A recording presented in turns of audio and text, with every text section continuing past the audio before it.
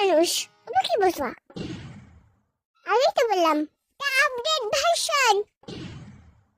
আচ্ছা, তারপর? ওই ছাগলের খামারে একটা রাম ছাগল বাস করতো।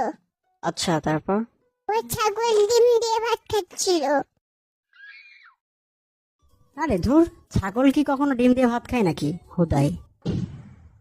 পুরো ফোন আসলে চিল্লাও কেন? আচ্ছা ঠিক আছে, কন্টিনিউ। ডিম দিয়ে ভাত খেতে খেতে একদিন চাটকিও পা পিছলে পড়ে গেল। এমা, তারপর? বুড়ি তাকে খুঁজতে খুঁজতে না পেয়ে তার খামারের সব ছাগল বিক্রি করে দিল। আরে কার কাছে বিক্রি করলো? ওখানে তো কোনো মানুষই নাই। এলিয়েনের কাছে।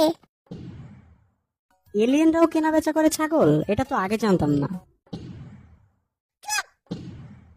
বেশি